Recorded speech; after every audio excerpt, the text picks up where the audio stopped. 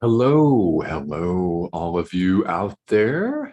This is A Course in Miracles 365, Awakening to Love, and I'm Tomás Garza with a very, very deep and profound idea, two ideas, well, three, in fact, today. And I'm so glad that you can join me and feel welcome to pop into the comment thread here. This is live, and feel welcome to pop into the comment thread and say hello or ask any questions that you may have. I am here as a teacher, as a guide, and the spiritual path is very good at generating questions, isn't it? No matter how long you've been on yours, maybe your entire lifetime, it's really good at kicking up and generating questions.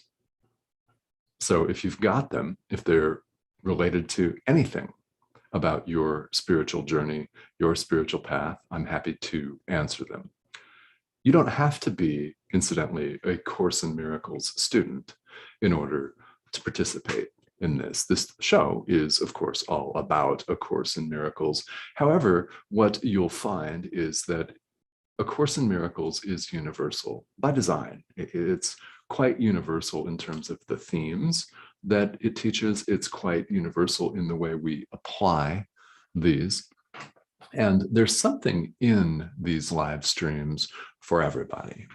So there's something in these recordings. And by the way, if you're interested in taking a look at a specific day's work or a specific lesson, then the YouTube channel for Enlightened World Network has a playlist with this show and actually all of the other shows on the network as well. So you can catch all of the wonderful programming, all of it heart-centered, all of it spiritual themed, and all of it, quite frankly, applicable to our daily lives, including A Course in Miracles. You don't even have to own a copy of the book or be a student of it to benefit from this. There's a reason you're watching this today instead of all of the other content that's available. So as the questions come in, I will take some time after the live stream is over to go back and go through those for you rather than do it right here on the stream itself. So definitely leave those. I do check this and the comment thread throughout the day. So that's the best way to reach me. And as always, if you have a question that's something you'd prefer not to share with a worldwide audience, then so be it. I completely understand that. That's part of what the spiritual path can generate for us sometimes. Feel welcome to reach out to me personally, and we can just chat one-on-one. No problem with that. That's always an option. So what is going on here in the workbook for students is that we've arrived at another review period. So as you've seen, each review period is different with different commentary and slightly different emphasis, slightly different ideas and suggestions for practice. Now, why are these different? Well, ultimately they're not, of course. However, we've arrived at a different stage of learning. Today, we're covering lesson 171. That means that you have done 170 workbook lessons. So that's a lot. And if you've truly gone through and made your best effort to study and practice these every day, then you will be in a different place. You are different. In other words, you've removed some very significant barriers to our awareness of love's presence. You've removed barriers to the realization of yourself, the capital S, who we really are. You're clearing the way for truth to shine through you. And of course, we're told, and we find in our own experience, that this truth, the truth, has never gone anywhere. We're just a piece at a time, sometimes gradually, clearing the obstacles to our full awareness of this truth, to our expression of this truth. This is what the workbook is all about. So the review period contains a very, very powerful idea.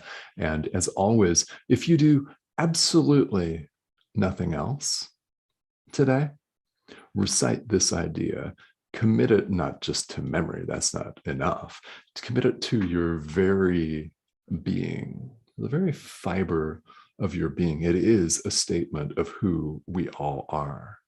And that is put quite clearly in bold before we cover the review idea here. So we're on lesson 171, and the idea that I'm talking about that precedes the idea for review is God is but love, and therefore so am I.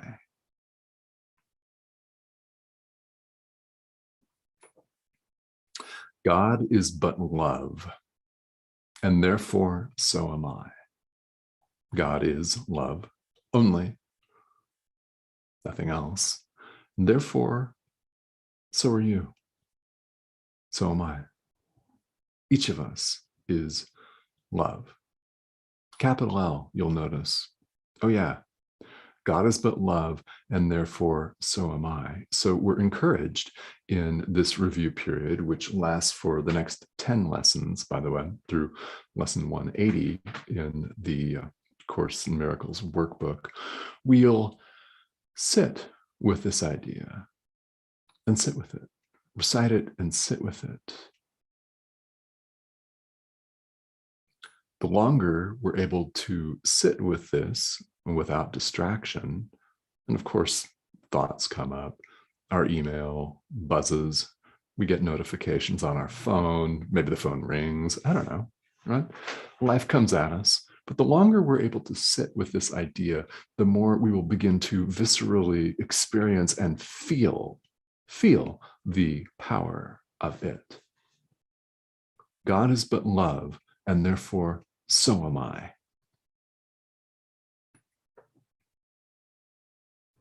So the idea for review, we're reviewing lessons 151 and 152 here in the workbook. Lesson 151 is something that I want to spend a few minutes talking about. It's very profound. All things are echoes of the voice for God. All things are echoes of the voice for God. All things. All right. So the voice for God, as you may know by the way of review here, is the Holy Spirit in A Course in Miracles. And this voice for God goes by many other names. It could be the friend, the capital F, right? The universal inspiration, your teacher with a capital T. And many people that adopt A Course in Miracles as their primary form of spiritual practice take the Holy Spirit as their teacher. I've done this, which means we listen to guidance from our teacher. So that is the voice for God. The function of the voice for God is to translate between heaven and earth, to put it that way. It's to serve as an intermediary. The Holy Spirit, the voice for God, understands heaven perfectly, hasn't left it. Yet we don't understand it here in the world perfectly.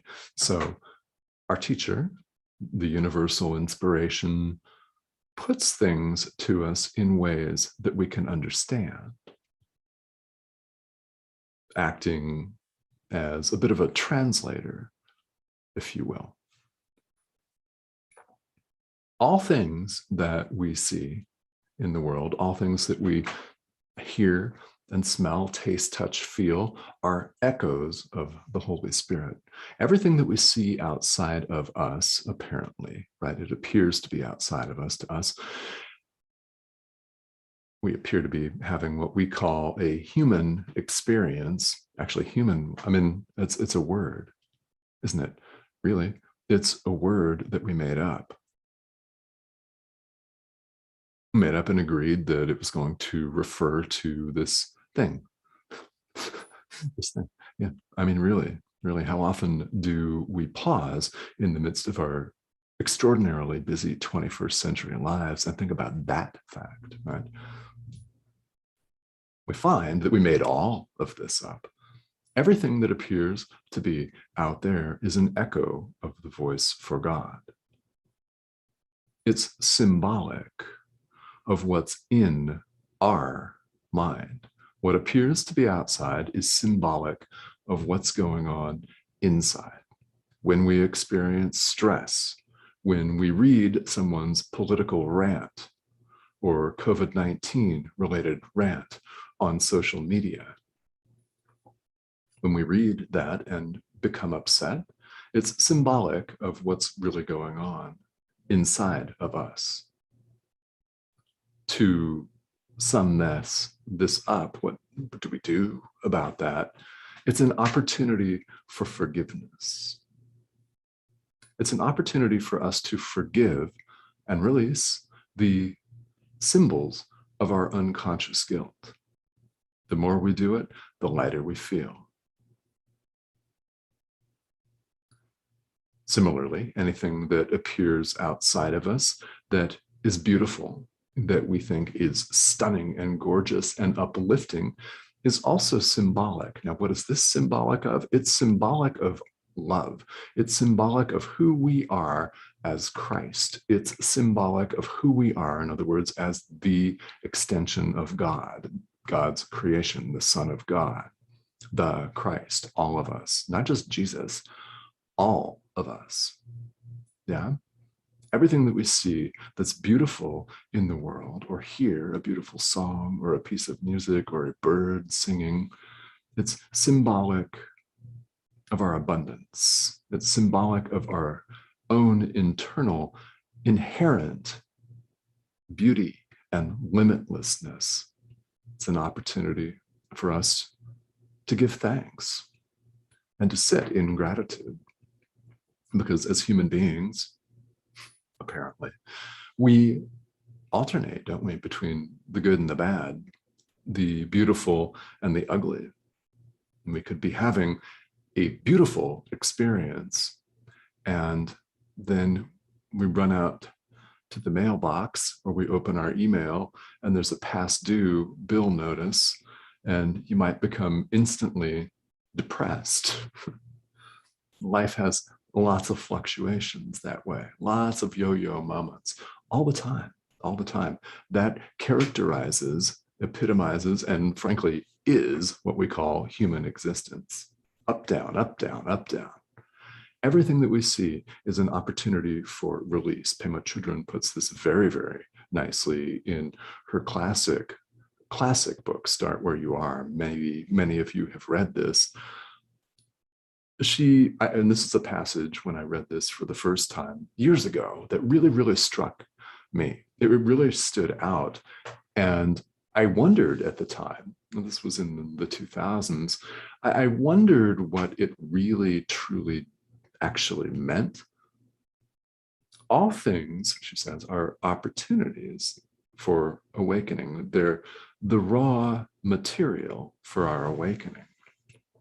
Now, having studied A Course in Miracles for the past 8 years and stepped out to teach it here in the world and share my experience with you, I understand what she's saying.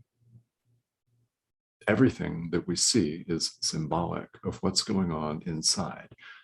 There are multiple opportunities for forgiveness and multiple opportunities to give thanks. Both. Everything is the raw material for awakening. And that is a summary of lesson 151 here. All things are echoes of the voice for God. Now, in practicing lesson 171, we then spend some more time. However much, doesn't matter. Just go deep. I mean, really deep with yourself. God is but love, and therefore so am I. Truth. God is but love, and therefore so am I. So are you. So is each and every one of us. So it's every living thing. No exception. There's no separation of any kind, remember. And this may sound all well and good. You may be having a different experience, but once you begin to experience the lack of separation, its non-existence, once you begin to experience wholeness, it's a game changer. You may know this from your own experience. There's no going back.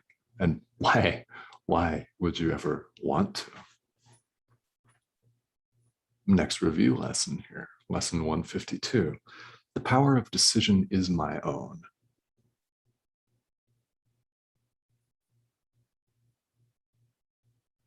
The power of decision is my own. Okay, so for you, reciting this, the power of decision is yours. Nobody else can choose for you. This is liberating, folks. I invite you to see this for what it is, as a beautiful statement of your own power, your own authority. We, each and every one of us, is the will of God. We are the extension of God. God is but love, and therefore so am I. The power of decision right here, right now, is yours. I've said it throughout the live stream. I say it probably every time I turn on a camera and microphone and talk about A Course in Miracles. And I do it with great intensity because it is urgent.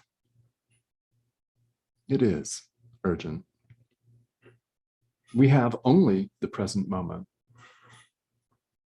We have an opportunity to choose either love or fear, God or the ego, life or death.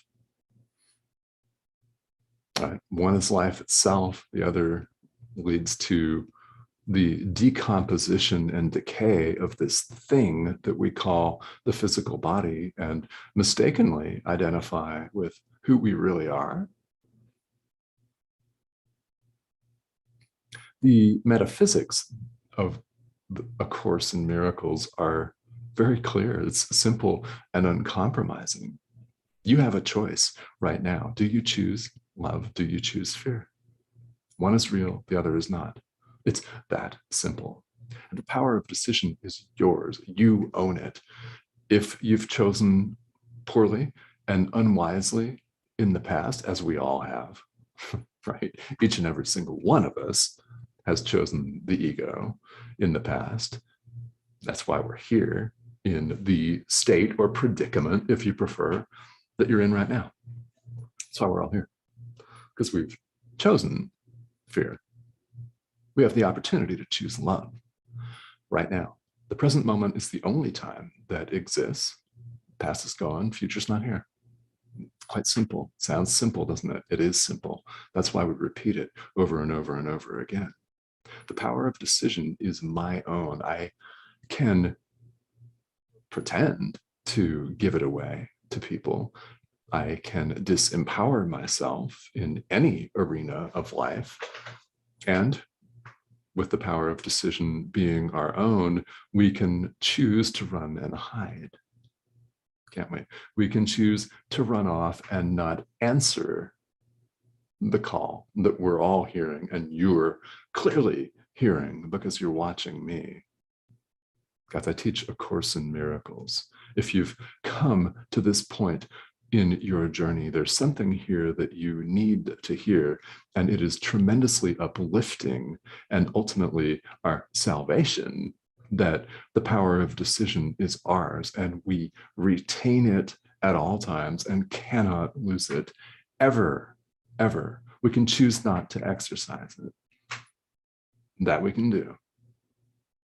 It's like being asked a question, and rather than answer the question or give a false answer or a lie, we can concoct multiple ways to avoid answering the question.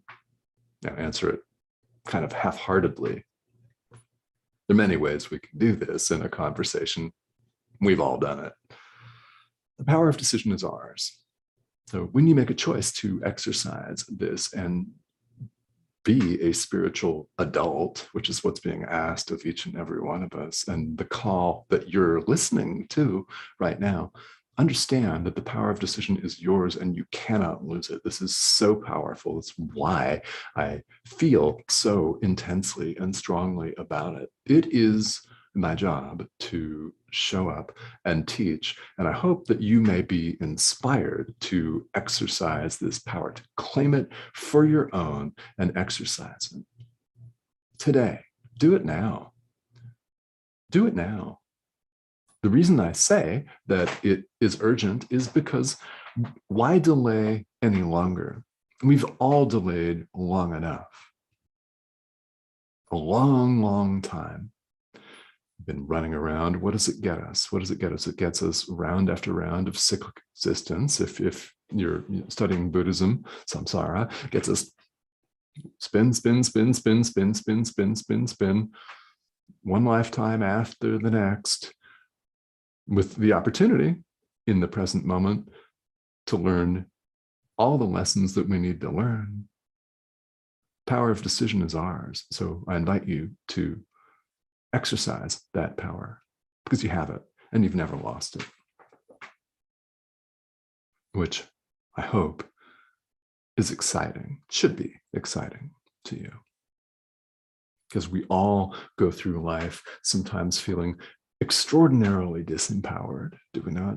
We feel tiny, limited, less than, lack.